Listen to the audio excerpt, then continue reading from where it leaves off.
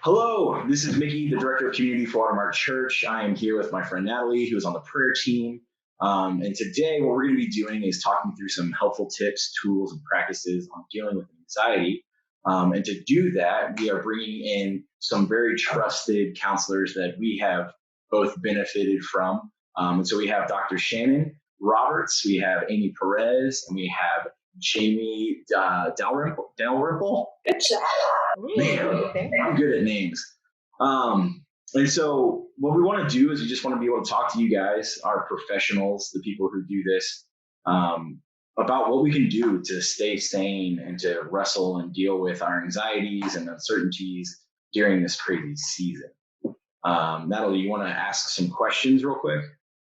Yeah, I wanted to go ahead and give the counselors kind of an opportunity to introduce themselves and what they specialize in. So if we can maybe start with Dr. Shannon Roberts. Okay, welcome everybody. Hello, I'm Dr. Shannon Roberts. For the most part, in the practice that we all in Christian Counseling of South Tampa, I take the high conflicted marital couples, and the format that I most deal in is intensive. So they will come and work with me 2 days in a row for 16 hours straight. That's intense. Yes. All right, Jamie, why don't you tell us a little bit about yourself? Hi, yes, I'm Jamie Dalrymple, and as Dr. Shannon mentioned, I'm with CCST, and I am a licensed mental health therapist, and specializing primarily with actually anxiety and a component of anxiety known as OCD, as well as children. So the two of those areas make up the bulk of my clientele, and I'm just excited to be with you all tonight. Wonderful. All right, Amy, give us your best shot. Who are you and why are you? I'm Amy Perez. I'm also at CCST. Really honored to be with these two women. They're both pretty incredible counselors and have meant a lot to me in my counseling journey of learning to be a great counselor. So I specialize in I do a lot of trauma work and anxiety work with a lot of clients, family of origin stuff, codependency, depression, and kind of do more of the holistic kind of gamut of things where they have very specific specialties. I see a bit more of a broad range of clients, but I do enjoy probably the trauma and anxiety in the most of it, and that is a good portion of my clients. Awesome. So in dealing with anxiety and especially within this season, I think it's smart for us to start off with what exactly is anxiety. Is it a thought? Is it emotion? Is it both? Could Shannon, could you speak to defining a little bit more about what anxiety is from a professional level? I can give you a little bit of biological. Is that what you're looking for, Mickey? Those are good words. Okay. So anxiety typically is a heightened arousal of the limbic system, meaning our fight, flight, or freeze system in the back. That's a self-protective component. And it usually means it's in a little bit more overactive kind of place. The fear or the unknown usually tends to raise arousal in the body if we need to prepare to somehow protect itself. And so we kind of feel that kind of sucker punch feeling in our chest or in our stomach or in our throat. Sometimes we carry it, the tension of the adrenaline or the heightened cortisol in our muscles, kind of around our necks, our shoulders, those kinds of things. It's a real sensation. It's a visceral but real sensation. Does anybody else want to add to that? Sure, I can add a little bit to that. Like Shannon said, anxiety is a threat. It's like you're looking out and there's a possible threat out there. And anxiety is actually, it's not a bad feeling. Like a lot of people would consider it a bad feeling. And that's something that I work a lot with my clients on as to not like judge their feelings as bad or wrong. And so if you think about anxiety, it's what keeps us from crossing the street and not getting hit by a car because it tells us that there's danger. And so anxiety is one of those things we want to learn how to befriend in a sense, because it's an okay feeling, but we have to figure out, are we experiencing a real threat or are we experiencing an imagined threat? And I think that's kind of the biggest challenge in a lot of anxiety is figuring out what that is. And in a situation like this, where there are like possible real threats out there, it would make sense that a lot of people are experiencing an increase in that anxiety. Right. Sure.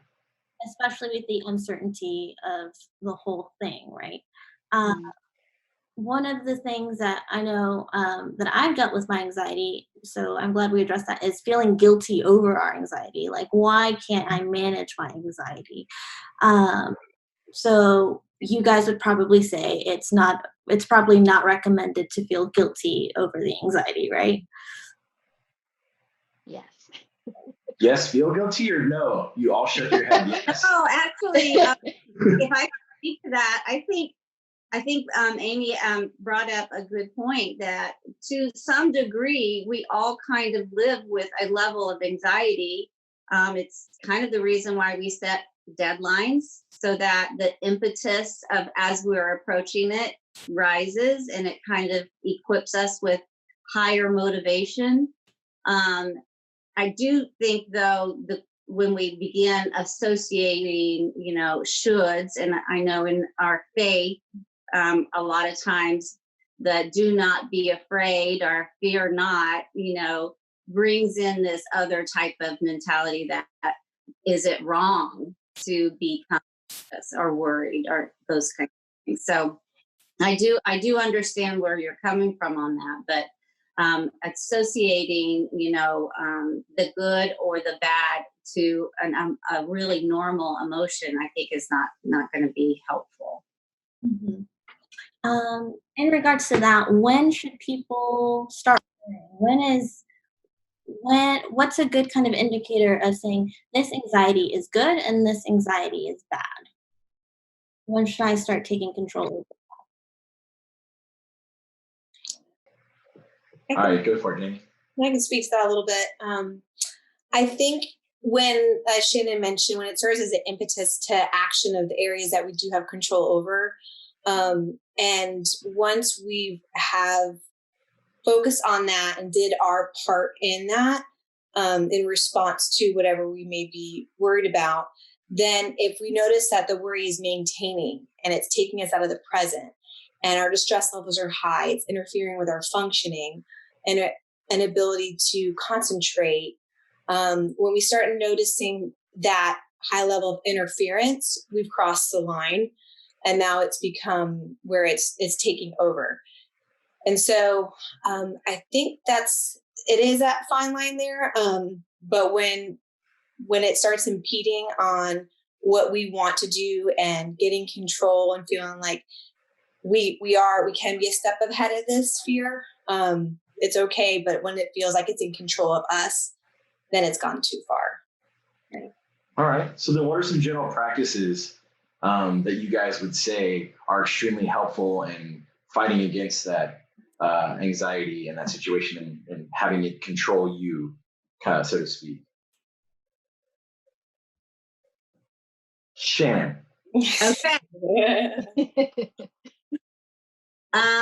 Well, we are taught as clinicians different kinds of interventions. I'm going to mention probably the highest known, the gold standard premium one, and that's a cognitive or cognitive reframing approach. I'm sure Amy and Jamie can speak to some of the other interventions, but in general, cognitive reframing comes from the theory that what we think gives rise to how we feel, and then how we feel is what fuels our behavior.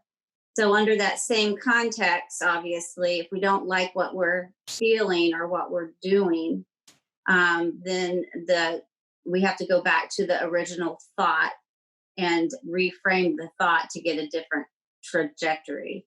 So I use this a lot. We all have a story in our head, and being able to sit quietly to identify what that story is saying sometimes is a very good start. Sometimes we distract ourselves or we stay busy, but yet our mind can still be going and playing different kinds of storylines. And once we sit down, sometimes whether it's writing it out or talking it out with someone trusted, sometimes we begin saying and realizing that the story in our head has no factual base, or it definitely is not necessarily helpful, or it doesn't line up with a moral or a spiritual belief set that we adhere to. So making intentional shifts to that story in our head is a lot of this first cognitive reframing intervention that we do teach our clients. And I think another one to add, and Shannon alluded to this when she was speaking from a biological perspective, referring to the limbic system when it's triggered and how we go into that fight, flight, or freeze mode. It's equipping clients to be aware when they're no longer operating at their frontal lobe. And I tend to refer to as flooded when I'm all back in the limbic, and the amygdala is all fired up, and I'm no longer able to think clearly and address some of the thoughts that need to be reframed, as Dr. Shannon was referring to. And so I think it's also being educated and aware of those moments when, okay, my ability to think clearly is being hijacked by my limbic system. And so I need to take a time out and self-soothe and calm down. And it's interesting because if you're intentional about that approach, research is showing that it takes about 15 to 20 minutes of intentionally trying to calm yourself down. And so I know even for myself, if something triggers me and certain emotion, whether it be anxiety or any emotion, takes over and I can't think clearly, I need to take a time out and know what helps calm me down. And that can be deep breathing. And Amy might want to even speak on mindfulness. I know that she is just an expert in that area. But for me, sometimes going for a jog, taking a hot shower, reading, because you're not able to read unless you have your frontal lobe working. So anything that can kind of pull that back to help us be able to be mindful of these thoughts and to say, okay, what am I really thinking about here, and what purpose is it serving? Awesome. Yeah, I would love to piggyback off that. Part of the fight or flight response is that it's a physical response in our body, and giving our body permission to get back into the present moment is what's going to help us to lower that response, especially when it's like a moment where it's like heightened panic, where you're having those physical symptoms of anxiety.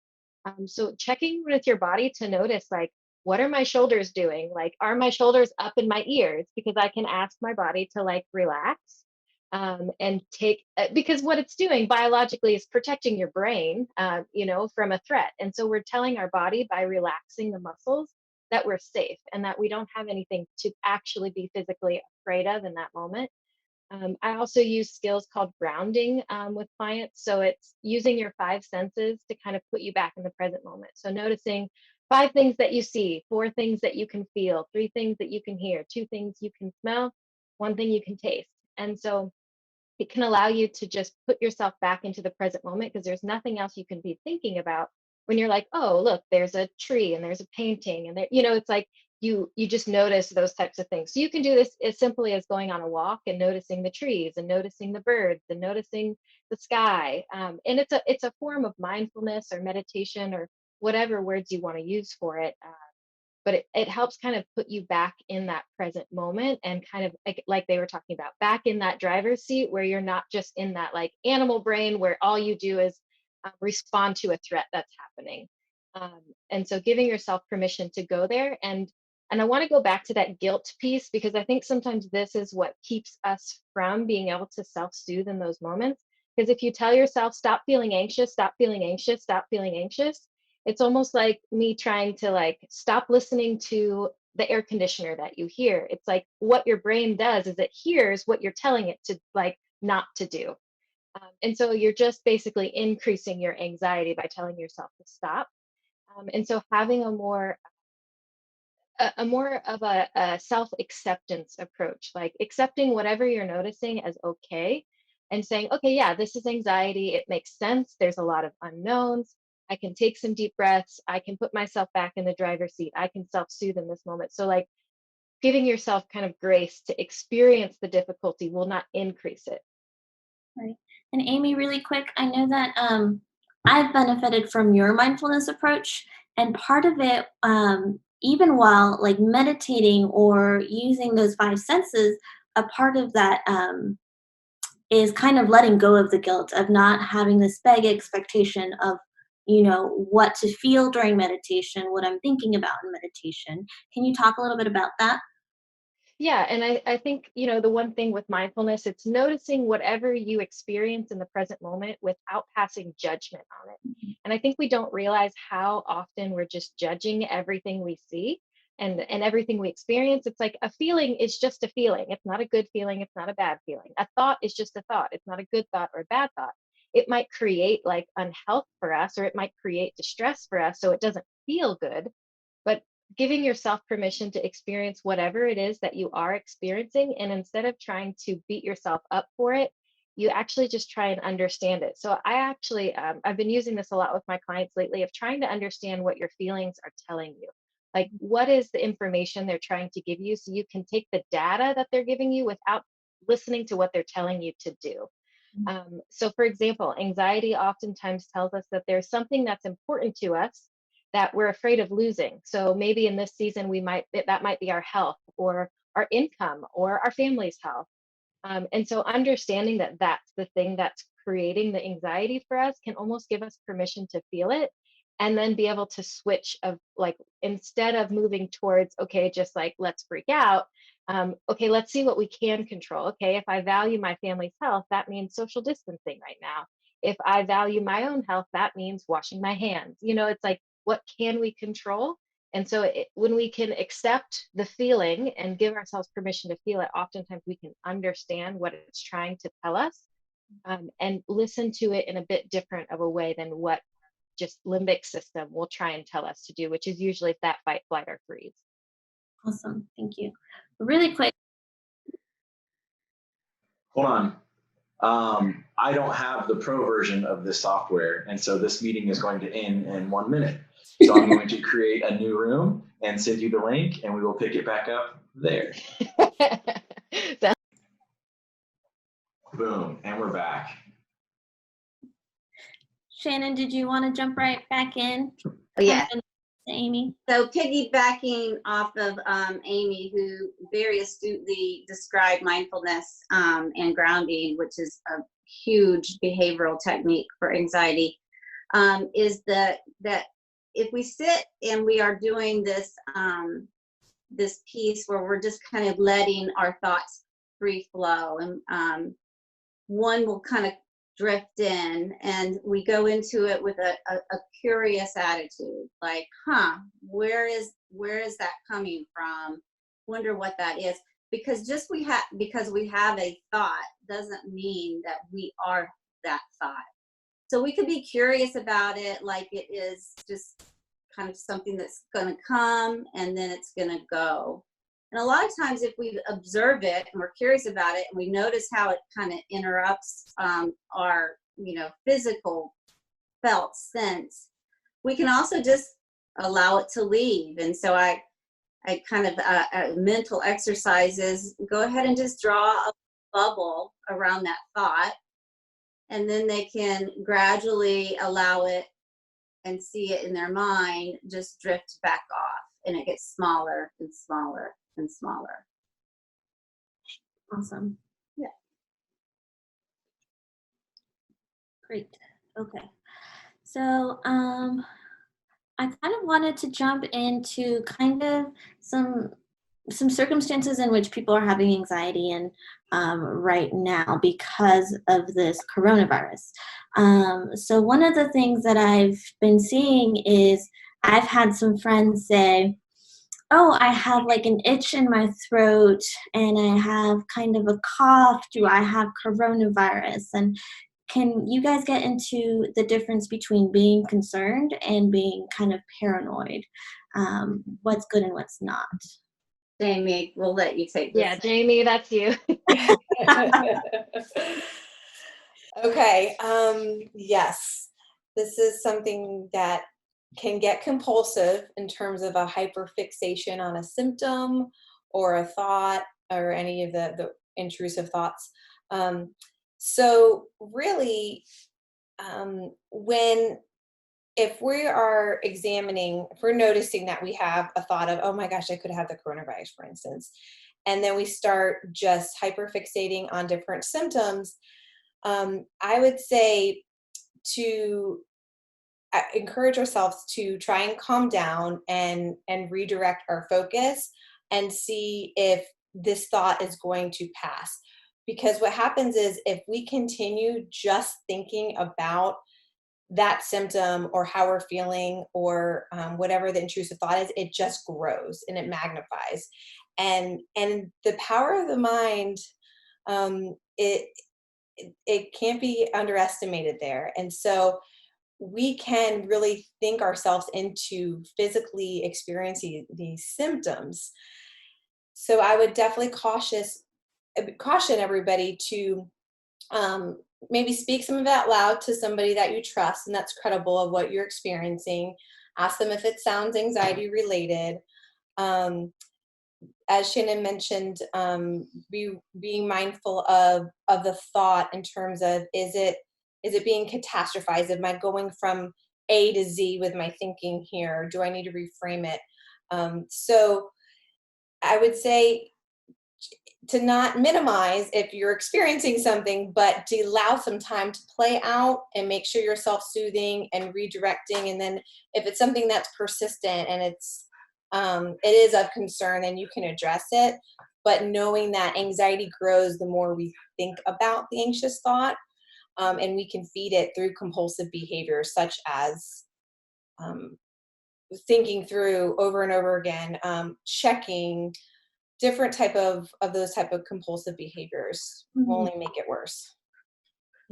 What kind of practical ways do you think would be useful in redirecting our thoughts elsewhere? Well, first it comes down, as we mentioned, to regulate yourself. So get back here. And then it's to say, if I wasn't dealing with anxiety right now, what would I otherwise be focusing on? And so sometimes it does require a change of environment. So say we're in our office or our living rooms, etc. We might have to shift that and go outside. We might have to go get something to eat, activate some of those senses, and kind of get out of that mode a little bit. So that would be one way of trying to redirect into the present. And then as Amy mentioned, activating each of your sentences and thinking them through is another regulatory method for sure. Awesome. Thank you. The other circumstance that we have had is actually people that work in healthcare. So I had somebody come up and say, I work with patients that actually have tested positive for coronavirus. How can I just like stay calm so I can, one, do my job, support myself, support my patients, and support my team? Do you guys have any advice for that? I guess I can take that one. I mean, my daughter is currently working a COVID caseload in New York City Hospital. So I talk to her daily. I'm just hoping that she is doing all the necessary requirements to keep herself as safe. Mm-hmm. And her perspective is a kind of cognitive one that one, she says, I'm young, I'm healthy. Even if I experience some symptomologies, I'm not in the high risk category. I'm doing everything I can to keep myself as protected. I know all the protocol and I'm doing and experiencing those every single day. Mm-hmm. at this point in time, that's really all you can do, and the rest really is beyond your control.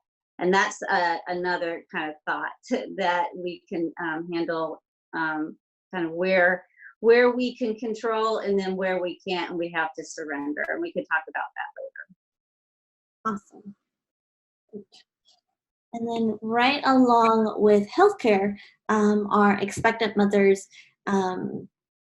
I have people that are expecting babies soon and they're anxious about going to the hospital and being around healthcare workers that have been around patients that have tested positive.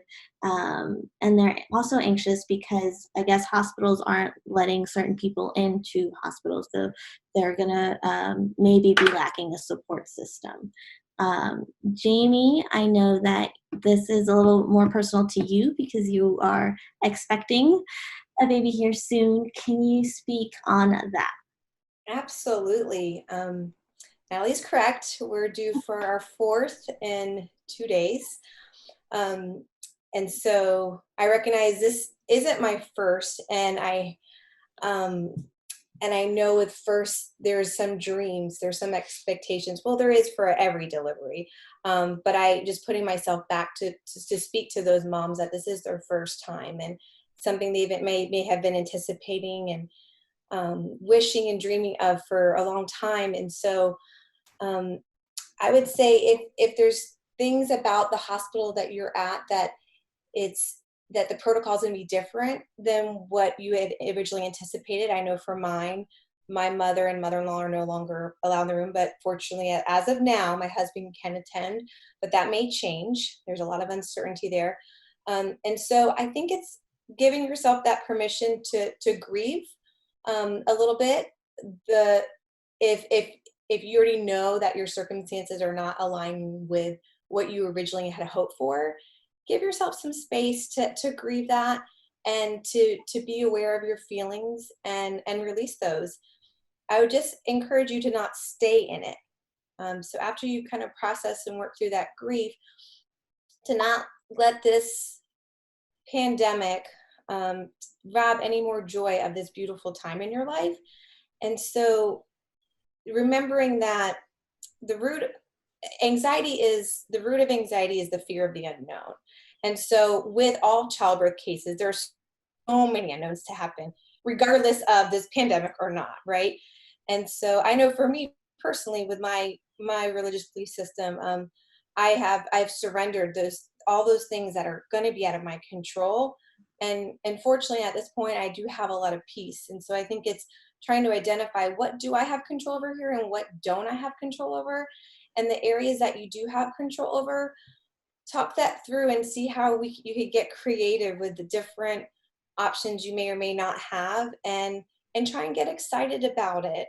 Again, after you have allowed yourself to feel that disappointment, that sadness, whatever it may be, but to try and celebrate the best you can, because we do not want the enemy to come in and steal this time for you. And also, I would like to add that with the unknowns and coming up with your plans, just to realize that, I'm sorry, my dog is like panting so bad here, it's distracting me. Can I take a time out really quick, Mickey? Yeah. Okay. Well, I don't know exactly where she was going, but yes, I can't even imagine such a milestone and not having your partner in there with you. But please, the grief with gratitude that, one, we do live in a day and age that this kind of technology is available to us. And it might not be the first best plan, but it can be the second good plan. For sure. And we definitely don't want to allow the anxiety and dwelling on that to rob us of all the beauty and the joy that is still present in the moment and in this time. And I think, yeah, just speaking to that, like allowing yourself to mourn a little bit, but then also getting creative with, well, what can I control and how can I make this still a wonderful and beautiful experience with what I can, rather than just accepting defeat and falling into the anxiety, shame mess. situation. Okay, the only other thing I wanted to add to that was that, and we do this a lot in session with my clients, is being able to process the fear a little bit. So I think if you have one nagging fear, for instance, my spouse may not be able to join, and it keeps coming up. To say, okay, you know what, accept that that's a real possibility. Accept the uncertainty there and say, if that were to happen, how would I handle it? And that's where, as we're talking about, some of the creativity can come into place. But if we process that fear and decide, okay, what would I do if that circumstance presented itself? But then after that, we let it go. Okay, so when the thought comes back up, it's no, anxiety. I've already addressed that. This is how I'm going to handle it. And now let me redirect back into my present. Because again, going back to what we talked about before, if we keep feeding into this fear, it's just going to keep growing and getting bigger. And that's not good for obviously anybody, let alone a pregnant woman. So we have to be mindful of how we're tending to ourselves presently and not staying future minded. Awesome. Thank you.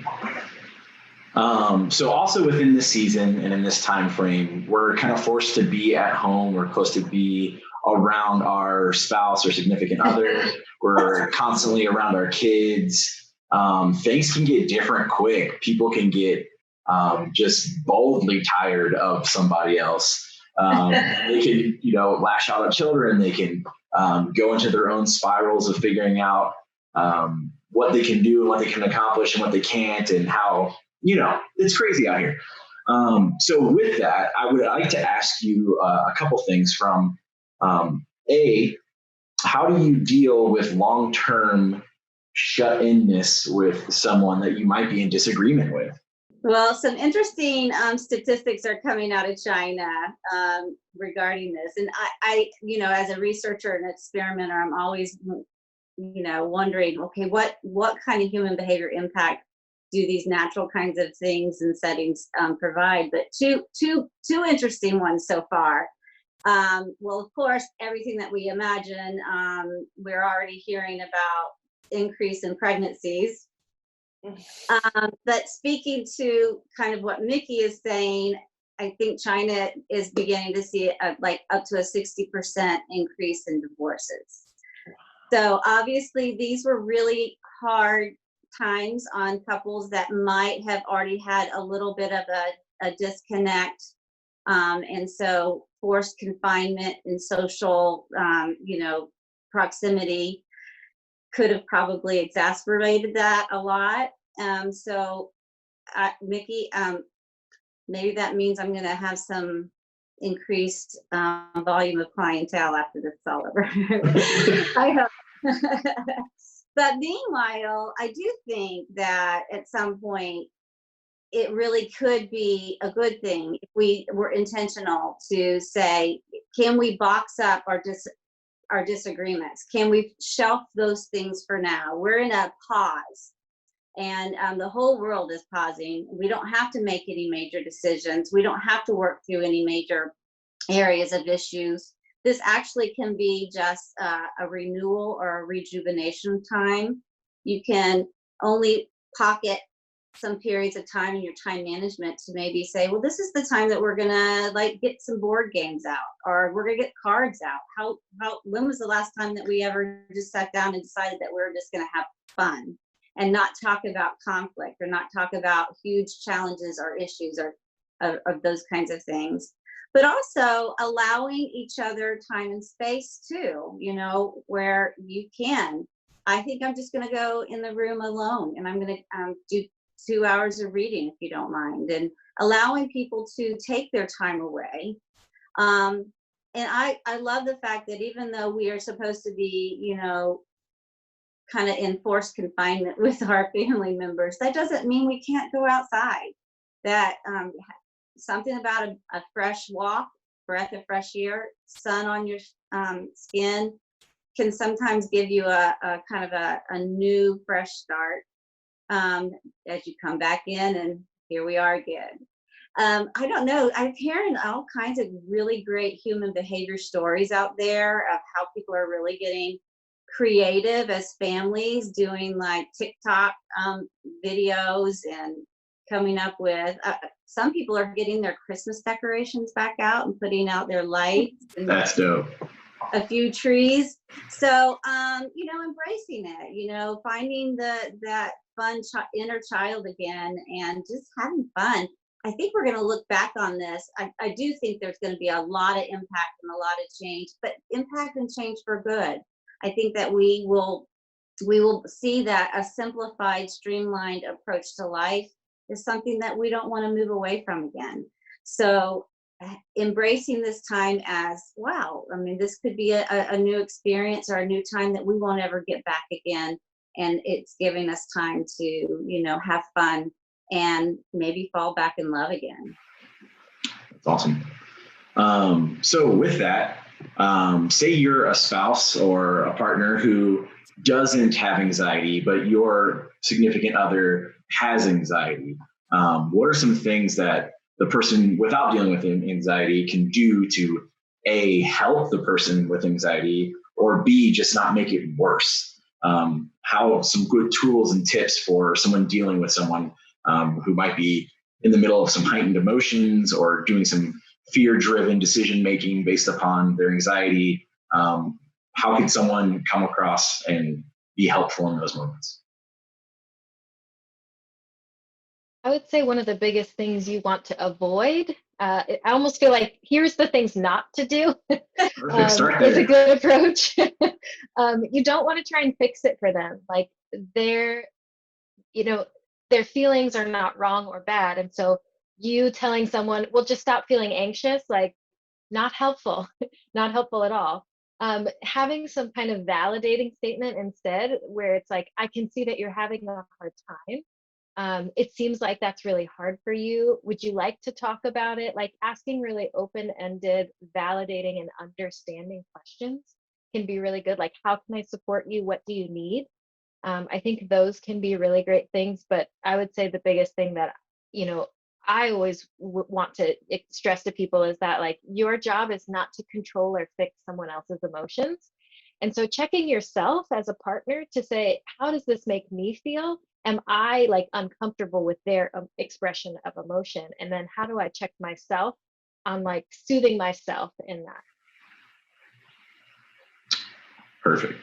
Add to that a little bit because I know that our significant others can also indirectly, with all good intentions, feed into our anxiety and make it bigger. So for instance, if the person that's dealing with anxiety is dealing with an intrusive thought that they're ruminating on over and over and over again, if they're constantly seeking reassurance from their significant other, whoever's in their house or loved one, and the person finds himself answering the same question over and over and over and over again, they're only contributing to the problem. And so I completely agree with Amy that we want to always start with validation of validating the emotion that we're seeing. So, oh, honey, I'm sorry you're dealing with this anxiety again.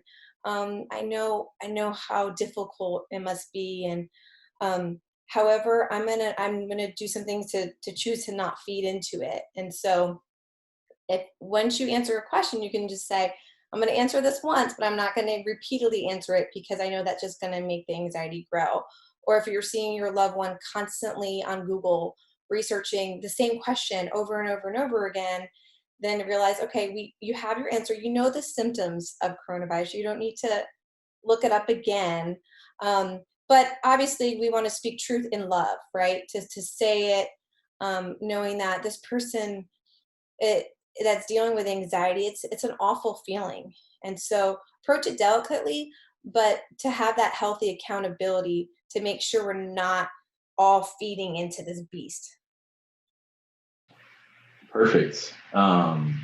Jamie, I know that you deal with children and that matter. I know right now it can be very, very daunting and uncertain for kids who don't understand what's going on.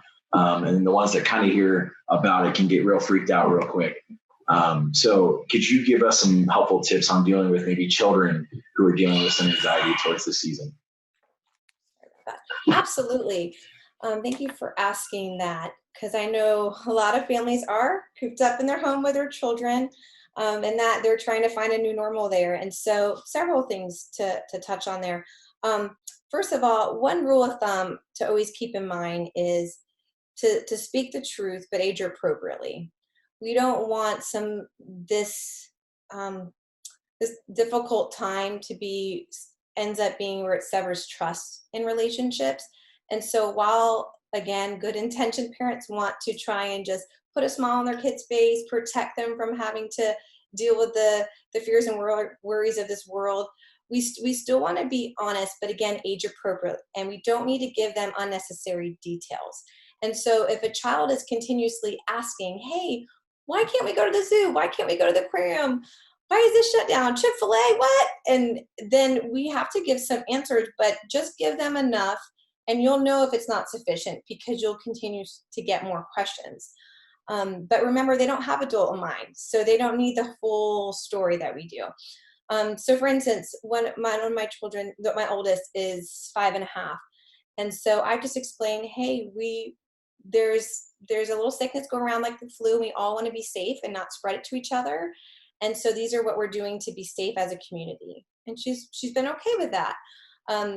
So that's kind of speaking to their questions. I would say, as we all know, children thrive off of schedules and consistency. And so families, we've had our schedules with school and everything, and now it's been completely changed. And so it's being intentional about saying, okay, what is healthy for my kid? What are the components that we want in their daily schedule, and what is that going to look like? And being very consistent with that brings a lot of comfort to all of us, especially children. And so those are some main points to keep in mind. And then if you're noticing that your child is more of an anxious profile, and you're seeing some of those protocol, it's not sufficient, you can help with, instead of using the word anxiety, depending again on their age, I often refer to anxiety with the kids I work with as like the worry bug, or a trickster in your mind, or that's a false alarm going off. So depending on your child, what verbiage you think would be most compatible to them receiving, use those words, because that can help them to realize, hey, this is not coming from the mind God gave me. This is not coming from the Holy Spirit. This is coming from, it's something separate, so they can identify it as you and I would as anxiety, but it'd say, oh, there's that trickster again, or there's that false alarm, and externalize it, separate it from themselves, and to help remind them, hey, every time we think about that worry, the worry bug is getting bigger and bigger. And so how do we shrink him? How can we shrink this worry bug?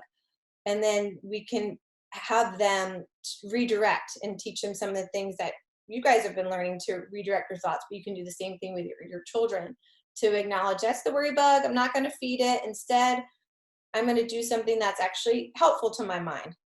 So those are just some overall key points to keep in mind with our children. And just 2 points to add to that. One, remember, children are resilient. They bounce back pretty easily.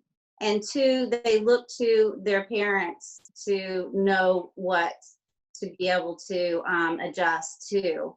So if you are worried and they pick up on that, they will be worried. But if they see that you're just moving along and you're embracing and leaning in, then they're going to do the same thing too. Good point. One of the last things I wanted to talk about is, obviously with this pandemic going on, there's been a change in routine. I know that anxiety can be triggered when there is a change of routine, when we have a lot of time on our hands and we don't know what to do with it. Can you guys speak into that and maybe give some practical tools on how to navigate our time and how to keep, I heard today a word, mental hygiene. Is that a word in mental health counseling? Yeah. How to be hygienic with our minds. That would be great. I think one of the things I like to remind people of in this season is, that any change, even sometimes there's good, like some people are enjoying this season. They're like, I love working from home. This is great. I get to work in my PJs. And then there's a lot of people who are out of work. And so with any change, there's oftentimes loss involved. And so giving yourself permission to grieve the loss that you have experienced. Maybe it's a loss of, I really liked seeing my coworkers every day, or I really liked going to the gym every day. And there's just so much change going on right now that most of us have experienced some kind of loss in some way. And so giving ourselves permission first to acknowledge those grief feelings, and then to be able to figure out, well, what can I control and what can I not control? And letting go of kind of what you're expecting for yourself. Because I think I've heard this from a lot of my clients. It's like, well, I feel like I should be doing like refinishing my kitchen floors or reading every book on my shelf. And it's like, no, like this is like a really tough season for most people. Even those who are like loving it, there's still tough involved with it. And so giving yourself permission to be realistic with yourself, like number one, just realistic expectations, like especially if you've got kids at home and you're working, like God bless you, like you're surviving, you get an award today, like for staying alive and keeping children alive. Like every parent should have an award. And so like giving yourself permission to like just lower your expectations, to be realistic with yourself, and to figure out like, what do I need and what does my family need to maintain for today and for this week, and trying to take it really one day at a time, because it's going to look different today than maybe it's going to look tomorrow, then the next day. Like if you are giving yourself permission like to take care of yourself and do good self-care routine, like I think what Jamie talked about with kids, like a schedule is important. And even a schedule, if maybe you don't have kids at home, can be important, like to say like, hey, this is the time that I do some type of exercise at home, or maybe this is the time that I shower and like get ready for work, or this is the time that I look for jobs, if maybe you're out of work. So, giving yourself permission to have that kind of structure, but also being really flexible and kind to yourself. Because you might wake up one day, and if you have the flexibility, just be like, I don't feel like it. I don't feel like doing this today. And as long as there's nothing that absolutely has to get done today, like let go of that expectation for yourself. And like if you need that mental health day to like say, okay, I'm just gonna do yoga today and go for a walk, and figure out like what would feel good to me to take care of myself. So I think really being aware of self-care, aware of what you need, and just trying to take it one day at a time with realistic expectations. Great, thank you. And on that note, just want to add to what Amy's saying. If you're having a hard time creating a schedule, so say, for instance, unfortunately, if you've lost your job, and your days just seem really bleak and long, it's like I don't even know what to do. One tool that we use in session is, I call it the wellness table, where the table has 4 legs, and each of those legs represents a component of wellness. So we have physical, we have spiritual, we have psychological, which technically you could break down to mental and emotional, and we have relational.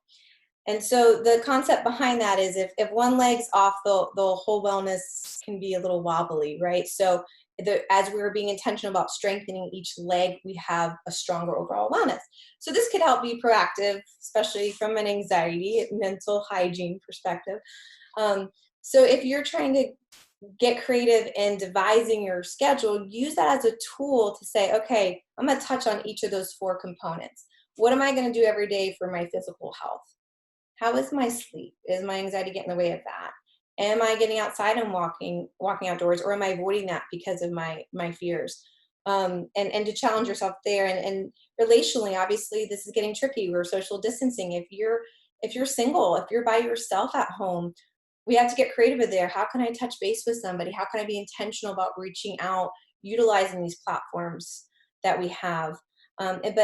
But really trying that to step out of your comfort if that's not something you're typically doing. Spiritually, whatever that looks like for you, meditation, reflection, getting your thoughts out. As I don't know if it was Amy or Dr. Shannon that mentioned, sometimes it's just acknowledging the thought itself, realizing it's just a thought, but getting them out or hearing yourself out loud can really help in that process. And then also with psychologically, it's okay, what am I doing with my feelings? Are they ruling me, or am I getting in charge of them?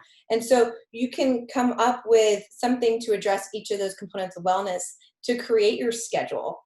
And that's one thing that's helped with my clients, that they're just feel like everything's been flipped upside down and they have all this time and they don't know how to fill it in a healthy way. Thank you so much for that. We need to start wrapping up now. We only have 3.5 minutes left on this session. So with the remaining time we have left, I just wanted to see if you guys had any resources available that you would recommend for this season. And then also plug CCST, because I know you guys are willing to do like video counseling and that stuff as well. So if we'll go around the horn and we'll say, give one of your favorite resources for this season, starting with Amy. I think there's a great meditation app called Headspace. That's one of my favorite things to use. And then I'm doing virtual sessions online from home and available to see clients. Awesome. Jamie, what do you got for us? Gosh, Nikki. On the One spot. resource. Oh man. Gosh, it's a tough one. If I had to pick one resource, I would say pull out those journals. See your thoughts, capture this time. And this is a rarity. Use your not only just writing for your prayers or the things that are bothering you, but the heart of gratitude. It can be extremely influential on our, as Dr. Shannon mentioned, our thoughts directly affect how we feel. And so what are we focusing on? Where is the silver lining here? Are we getting this founded time with our families? Are we getting time to slow down? Are we realizing, what am I dependent on that's really not healthy? And so I think it's using this time to reflect and trying to capitalize on the good here. And what are things we want to let go of that this time has taught us? We have 1.5 minutes, so say what you will. Go, Shannon. Go, Shannon. So I would say the resource that we're doing right now, use any opportunities to do virtual anything. I know that a lot of gyms are gone to virtual instruction. A lot of churches are doing the streamlining with their services. I got on a FaceTime call with 2 of my best friends from college, and I hadn't talked to them in forever. And 3 hours later, we were like still talking because we were like in the room with each other. So stay connected through these wonderful opportunities, formats like this. And yes, Christian Counseling in South Tampa is here and available to address. We're still seeing, some of us are still seeing face-to-face clients. We also offer the video conferencing sessions as well, so you can give us a call. Awesome. Well, thank you so much for your time and for giving us these tools and tricks and tips and all that fun jazz. We love you guys. We appreciate you. Thank you. Thank you. Thank you. Have a wonderful, wonderful day. Bye. Bye, guys. Thank you. Take care. God bless. You too.